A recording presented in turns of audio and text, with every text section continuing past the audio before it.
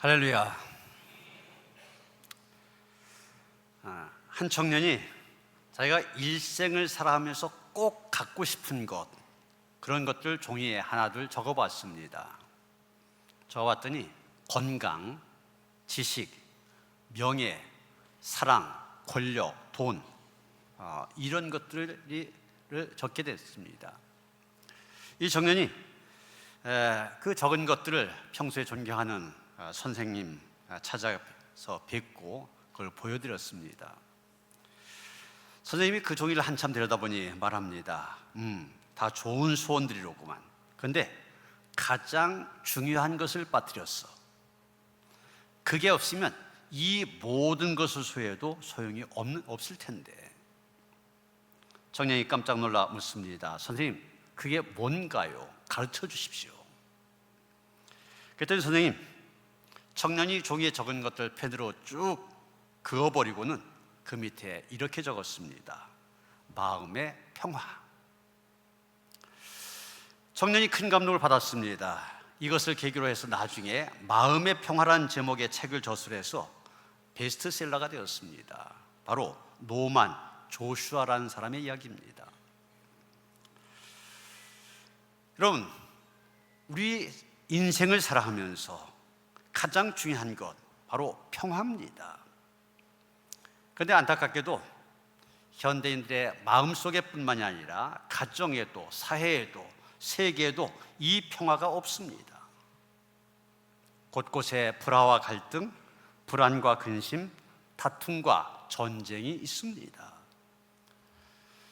여러분, 러시아와 우크라이나 전쟁 벌써 4년 정도 계속되어지고 있는데 끝날 줄 모르잖아요. 트럼프가 내가 대통령 되면 금방 끝내겠다 했지만은 끝나지 않고 있습니다. 우크라이나 군대 총사령관을 지냈다가 지금은 영국 대사로 있는 잘루준이라고 하는 사람은 이런 경고를 했습니다. 이 전쟁 쉽게 끝나지 않는다. 2033년까지 계속될 수 있다. 이스라엘과 팔레스타인 간의 전쟁도 2년 가까이 계속되고 있는데, 이스라엘이 가자 지구에 대한 식량 보급을 제한하면서 지난 23일, 며칠 전이죠. 그때부터 3일 동안 발생한 아사자, 굶어 죽은 사람이 43명이나 된대. 사흘 동안 굶어 죽은 사람이, 전쟁 때문에. 그런데 여러분, 이런 무기를 갖고 하는 전쟁만 있는 것도 아닙니다. 트럼프, 관세, 전쟁, 이런 헤드라인이 나오지 않습니까? 관세 갖고 싸우는 거 전쟁이라고 표현하고 있어요. 여러분, 미국이 우리나라를 비롯하여 일본이라든지 유럽의 나라들 혈맹이라 부르고 있는데, 혈맹이라고 부르는 이런 나라들과 관세 문제 때문에 전쟁을 치르고 있습니다. 자연의 역습, 이런 말도 많이 들어보셨죠? 역습이란 말도 전쟁 용어 아닙니까? 지금 자연과도 전쟁을 하고 있어요. 어제 그저께 경기도 광주 최고 기온이 40.5도까지 올라갔답니다. 그래서 지금 200년 만에 폭염만 얘기하지 않잖아요.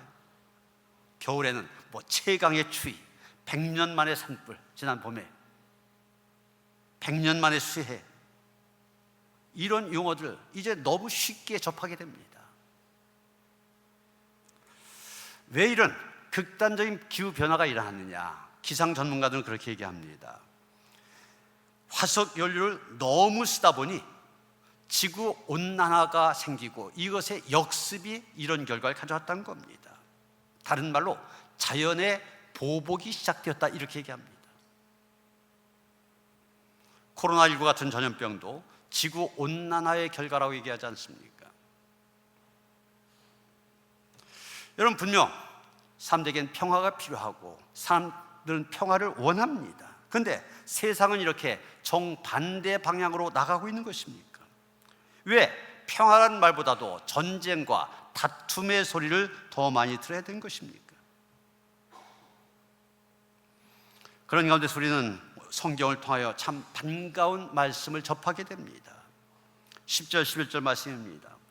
인애와 진리가 같이 만나고 의와 화평이 서로 입맞추었으며 진리는 땅에서 솟아나고 의는 하늘에서 굽어보도다. 이 구절 새 한글 성경으로 보면 좀 더 시적으로 표현했기 때문에 제가 다시 한번 읽어드립니다. 한결같은 사랑과 진실이 서로 만나네. 공의와 평화가 서로 입맞춤하네. 진실이 땅에서 돋아나고 공의가 하늘에서 굽어보네. 우리 성경에 인애라고 한 말, 다른 성경에서는 사랑이란 말로 번역하였습니다. 사랑, 진리, 공의, 평화. 사실 우리 기독교에서 가장 중요하게 여기는 낱말들인데 한 구절에 다 나와 있습니다. 사랑과 진리가 같이 만나고 공의와 평화가 입맞춘 모습, 진리가 땅에서 솟아나고 공의가 하늘에서 굽어본 모습, 얼마나 아름다운 모습입니까? 이 아름다운 모습을 우리나라에서 그리고 온 세계에서 볼 수 있어야만 됩니다. 아니, 보게 해야 될 사명을 하나님께서 우리에게 주셨습니다. 오늘 본문 8절을 보면 시편기자는 말합니다. 내가 하나님 여호와께서 하실 말씀을 들으리니 무릇 그의 백성 그의 성도들에게 화평을 말씀하실 것이라. 여기 화평을 하나님께서 말씀하셨다고 했습니다. 다시 말하면 화평이라고 하는 것, 평화라고 하는 것, 하나님께서 명령하신 것이라는 얘기입니다. 지금 시편 기자는 하나님께로부터 자기가 이 평화의 축복을 받아서 이 평화의 축복을 전한 대리자가 되었음을 고백하고 있는 것입니다. 예수님께서 이 땅에 오실 때, 베들레헴 마을간에 탄생하셨을 때 저 들판의 천사들 어떻게 노래했습니까? 지극히 높은 곳에는 하나님께 영광이요, 땅에서는 기뻐하시는 사람들 중에 평화로다, 이렇게 말하였습니다.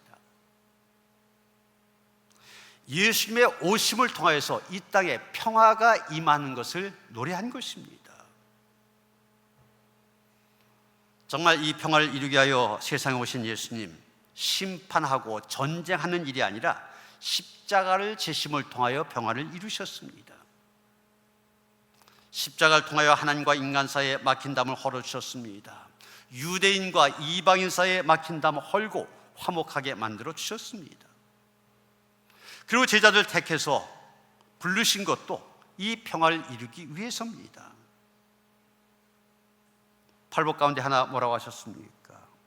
화평하게 한 자든 복이 있나니 그들이 하나님의 아들이라 일컬음을 받을 것이며, 평화를 만들어간 사람이 하나님의 아들이란 얘기입니다. 그러게 우리 그리스도인들, 하나님께서 주신 이 평화를 스스로가 누릴 뿐만이 아니라 더 나아가 이 평화를 다른 사람들과 나눌 수 있어야만 됩니다. 바울은 고린도후서 5장 18절 19절에서 그리스도인을 가리켜서 평화의 사신이라고 부르고 있습니다. 우리를 자기와 화목하게 하시고 또 우리에게 화목하게 하는 직분을 주셨으니, 이 직분이 바로 평화의 사신이 되는 것입니다. 화목하게 한 말씀 우리에게 부탁하셨느니라. 여러분, 오늘 본문인 이 시편 85편 어떤 배경에서 쓰여졌을까? 1절을 보시면 여호와의 주께서 주의 땅에 은혜를 베푸사 야곱의 포로된 자를 돌아오게 하셨으며, 이렇게 말하고 있습니다. 이때는 이스라엘 민족이 바벨론에 포로 잡혀 돌아갔다가 해방이 되어져서 고국으로 돌아온 때, 이때라고 얘기하고 있습니다. 그렇기 때문에 이 시편 85편 좋은 형편에서 기록된 시가 아닙니다. 이스라엘 백성들 지금 포로 생활에서 돌아왔습니다. 그런데 돌아와 보니 여러 가지로 형편이 좋지 않습니다. 당장 눈앞에 보이는 광경을 보면 황폐한 땅 위에 불안과 공포를 안고 서 있는 이스라엘 민족의 모습이 보여집니다. 분명히 이들이 포로 상태에서 해방되었을 때 기쁨이 있었습니다. 그러나 그 기쁨 잠시뿐이었습니다. 이제 이 황폐해진 가나안 땅에서 살아가야 된 미래 막막하기만 합니다. 주변 아직도 원수들이 득실거리고 폐허에 다시금 나라를 재건해야만 됩니다. 바로 이때 그 어려움을 믿음으로 극복하기 위해 부른 노래가 바로 이 시편 85편입니다. 그 어려운 상황 속에서도 이 시편 기자의 마음속에 깊은 확신이 솟아오릅니다. 9절서부터 11절까지의 말씀입니다. 진실로 그의 구원이 그를 경외한 자에게 가까우니 이의 영광이 우리 땅에 머무르리이다. 인애와 진리가 같이 만나고 의와 화평이 서로 입맞추었으며 진리는 땅에서 솟아나고 의는 하늘에서 굽어 보도다. 여기 시편 기자는 먼저 거친 땅에 힘없이 서 있는 이스라엘 민족에게 하나님의 평화를 선포하고 있습니다. 이 땅에서 자기의 연약한 민족이 번영하고 번영할 것을 선포하고 있는 것입니다. 12절 보면 그는 고백합니다. 여호와께서 좋은 것을 주시니 우리 땅이 그 산물을 내리로다. 이게 바로 샬롬, 평화의 상태입니다. 참 기독교는 누굽니까? 바로 이 샬롬을 이웃에게 선포하는 사람들입니다. 이 샬롬이라는 말을 생각하기 전에 먼저 예수님 시대 화평 또는 평화의 의미로 쓰여졌던 세 개의 다른 말이 있습니다. 첫째, 히라보로 말할 때 평화는 에이레네 이런 말을 씁니다. 에이레네, 평화로 번역이 되지만 무슨 뜻이냐? 일시적인 휴전 상태에서는 평온함을 의미할 때 에이레네를 쓰고 있습니다. 여러분, 이 시대는 히라보가 쓰여지던 시대입니다. 히랍의 지배를 받던 시대, 그러다 보니 히랍 문화에 익숙해져 있습니다. 그런데 여러분, 히랍 신화에 보면 어떤 얘기들이 많이 나옵니까? 여러 신들이 싸우는 얘기가 많이 나옵니다. 시기와 질투의 신이 있고 미움과 전쟁의 신이 있고 사랑의 신도 있습니다. 이 신들이 서로 싸우는 겁니다. 그래서 이 히랍 세계에서는 항상 대립과 긴장이 끊이지 않았습니다. 언제 어떻게 싸움이 털지 모르는 불안한 분위기 속에 살아갔습니다. 이런 긴장의 문화 속에서 평화라고 할 때 그것은 불완전한 휴전 상태를 의미했습니다. 당장 전쟁만 안 일어났을 뿐이지 언제 전쟁이 일어날지 모르는 것에 대한 두려움과 공포가 늘 있었습니다. 이런 상태의 조용함, 겉으로 보아서는 전쟁이 없는 상태를 에이레네 평화라고 말하였습니다. 여러분, 우리나라 지금 세계에서 유일한 분단 국가 아닙니까? 우리가 지금 평화롭게 살다고 하지만 사실 휴전 상태입니다. 전쟁이 끝난 게 아니라 쉬고 있는 거예요. 이런 걸 에이레네 평화라고 얘기합니다. 언제든지 다시 폭파할 수 있는 위험을 안고 있는 잠깐 조용한 평화, 우린 그 가운데 있는 겁니다. 두 번째, 로마 말로는 평화 그럴 때 팍스란 말을 쓰고 있습니다. 로마 제국주의가 세계를 휩쓴 이후 로마의 독재자들이 즐겨 쓰던 용어가 바로 팍스라는 단어였습니다. 이 라틴어인데 이 팍스란 말에서 영어로 피스, 평화란 그런 단어가 나왔습니다. 그런데 이 팍스, 이 평화는 어떤 평화를 얘기하느냐? 강대국 로마가 약한 이웃 나라들 칼과 창국, 무력으로 강제로 정복한 다음에 이룩한 평화를 얘기하는 것입니다. 약소국의 백성들을 총칼로 위협하여 숨죽여 놓은 상태를 말하는 것입니다. 옛날 우리나라가 일제 총칼에 눌려 입안번 뻥끗 못하고 기죽어 살던 모습, 그것을 생각하시면 됩니다. 예수님 당시에도 강대국 로마 사람들만이 활개를 쳤고 약소국의 백성들은 노예가 되어서 비굴하게 살아가야 되는 그런 상황이었습니다.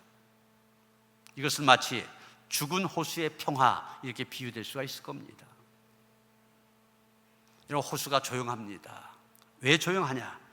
호수 속에 있는 물고기들이 다 죽었고 새와 잠자리와 귀여운 다람쥐마저 다 죽어 없어져 버린 그런 호수였기 때문입니다. 살아 움직이는 생물들이 모두 죽어버린 이후에 조용하고 고요한 호숫가의 평화, 이건 참된 평화가 아닙니다. 로마의 평화가 바로 그런 평화, 무력과 힘에 의존하는 평화였습니다. 세 번째로 히브리어로 말할 때는 평화 그러면 샬롬 이런 말 쓰고 있습니다. 우리가 너무나 잘 아는 단어죠. 유대인들이 쓰는 이 샬롬이라는 단어, 단순하게 전쟁이 없는 상태만 얘기하는 것이 아닙니다. 두려움이나 공포가 없는 마음이 평온한 상태를 의미하였습니다. 더 나아가서 사회적으로나 정치적으로 긴장이 없는 상태, 스트레스가 없는 상태를 의미했고, 좀 더 적극적으로 얘기한다면 삶의 보람과 의미를 갖고 사는 것을 의미합니다. 살맛 나는 세상, 하루하루의 삶에 생동감이 넘치는 것, 우리가 세상을 살면서 바라는 최고의 축복들, 여기에 다 샬롬이라는 말 속에 담겨 있습니다. 예수님이 세상에 평화를 주러 오려고 하실 때 바로 이 샬롬의 평화를 의미한 것입니다. 예수님은 로마의 평화를 거부하시고 하나님의 평화, 이 샬롬을 선포하시고 또 그것을 실현하기 위해 오셨습니다. 지금도 지구촌 안에 있는 이 팍스라고 하는 힘으로 만들어진 평화, 거짓된 평화 거부하시고 여호와 샬롬의 평화를 이루기 위해서 오셨던 것입니다. 이제 오늘 시편 85편의 핵심 부분으로 들어갑니다. 10절 말씀 다시 보시면 시편이라는 말 합니다. 인애와 진리가 같이 만나고 의와 화평이 서로 입맞추었으며, 이 말씀 가운데 하반절 말씀 새하늘글 성경으로 공의와 평화가 서로 입맞추었네, 이렇게 번역되어 있기 때문에 이 말 그대로를 오늘 설교 제목으로 정했습니다. 공의와 평화가 서로 입맞춤을 하였다. 무슨 뜻입니까? 진정한 평화는 공의가 뒷받침된 평화가 되어야 된다는 것입니다. 사람 누구나 평화를 원합니다. 지금 세계는 특별히 평화를 원하고 있습니다. 서두에서 말씀드린 것처럼 무기를 쓰는 전쟁에서뿐만이 아니라 경제적인 면에서나 기후적인 면에서나 분쟁과 다툼이, 갈등이 심하기 때문입니다. 이런 세상 어떻게 진정한 평화를 이룰 수 있습니까? 돈이 많으면 평화를 이룰 수 있을 것 같은데 그렇지 않습니다. 여러분, 우리 주변에서 그런 사례 많이 보지 않습니까?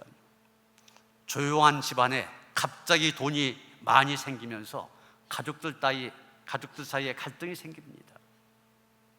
이쪽 노년직이나 남촌동처럼 갑자기 개발이 되어갖고 집에 돈이 많이 생겼다든지, 아니면 유산을 물려받았든지, 평상시에 그렇게 우애가 좋던 사람이 그 생긴 돈 때문에 갈등이 생깁니다. 심한 경우 법정에까지 가는 모습 심심치 않게 보지 않습니까?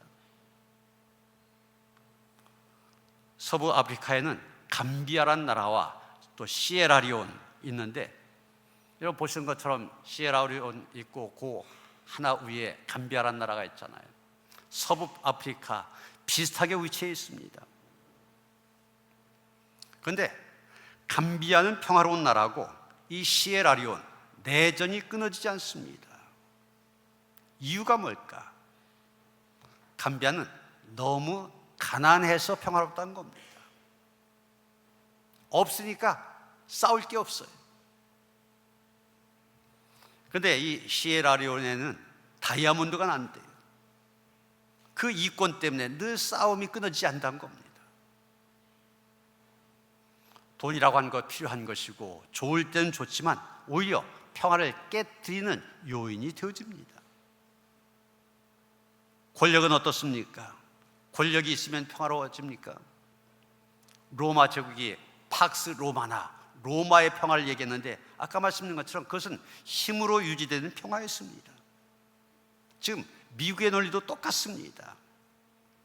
세계 평화를 위해서는 자기들이 핵을 만들어 세계 평화를 위해서 핵을 만들어서 보유하고 있다고 얘기합니다. 그리고 다른 나라는 핵을 보유해서는 안 된다. 우리만 가져야 된다.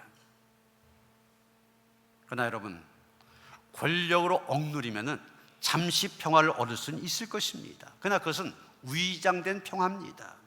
언제라도 깨질 수 있습니다. 때는 권력 때문에 더 불안해하고 평화를 누리지 못한 것을 보게 됩니다. 최고의 권력자 대통령 아닙니까? 그런데 대통령, 최고 권력의 정점에 있는 사람이지만 늘 불안합니다. 대통령이 됐다면 수십 명, 수백 명 경호원들이 늘 따라붙지 않습니까? 왜 그렇습니까?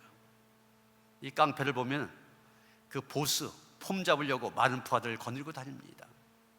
대통령이 폼 잡으려고 그럽니까? 아닙니다. 위험하고 불안하기 때문에 그렇습니다. 저 같은 사람 권력이 없으니까 경호원 한 사람도 없지만 활보합니다. 어디나 가요. 그러기에 평화를 위해서 권력을 구한다? 어리석은 일입니다. 착각입니다. 하나님이 없이는 세상 그 어디에도, 그 누구에게도 평안은 없습니다. 공의와 평화가 서로 입맞춤하네. 의가 뒷받침된 평화가 진짜 평화입니다. 사람들은 이런 평화를 신뢰합니다. 이런 평화가 오래 갑니다. 여러분, 하나님의 중요한 성분 가운데 하나가 의 아닙니까? 사랑과 정의, 다른 말로 사랑과 공의, 이 두 가지 하나님의 양대 성품이라고 말할 수 있습니다. 하나님은 공의로운 분이십니다. 오늘 성에도 의가 하늘에서 굽어본다고 얘기했지 않습니까? 그 공의로우신 하나님이 하늘에서 내려다보고 계십니다. 우리는 하나님이 의의 잣대를 가지고 사람들과 사건들과 시대들, 그리고 성도들과 교회들 재고 계신다는 사실을 알아야 됩니다. 다니엘서 5장에 나오는 메네 데겔 우바르신, 무슨 얘기입니까? 하나님께서 나라와 통치자들과 시대들을 세우고 저울에 달아본다는 얘기입니다. 그 일 하나님께서는 지금도 계속하고 계십니다. 우리는 세상의 잣대가 아니라 하나님의 의의 잣대로 재어서도 거기에 부족함이 없는 넉넉한 사람들이 되도록 힘써야 됩니다. 바람과 태양이 내기를 했습니다. 저 앞에 지금 한 나그네가 두터운 외투를 입고 걸어가고 있는데 누가 저 사람의 외투를 벗길 수 있을까? 바람이 센 바람을 보냅니다. 그런데 센 바람을 보내면 보낼수록 나그네는 더욱 단단하게 옷깃을 여밉니다. 도대체 벗기질 못합니다. 바람을 세게 불어서는 힘을 갖고는 벗길 수가 없습니다. 태양이 어떻게 했습니까? 따뜻한 햇볕을 따스하게 내려쬐었습니다. 그랬더니 길 가던 나그네 그 겉옷을 벗어 던졌습니다.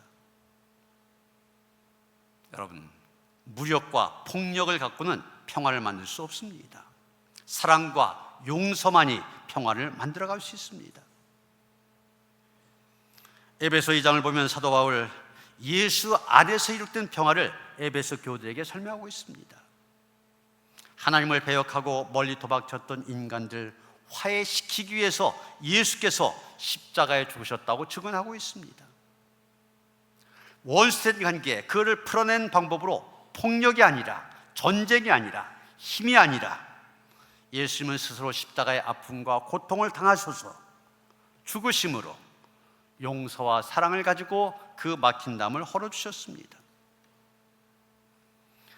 하나님을 반역한 인간들과 화해하시기 위하여 총칼로 내리쳐서 복종시키는 시랍의 방식이라든지 로마의 방식이 아니라 사랑의 방식으로, 용서의 방식으로, 즉 십자가의 방식을 이용하셨던 것입니다.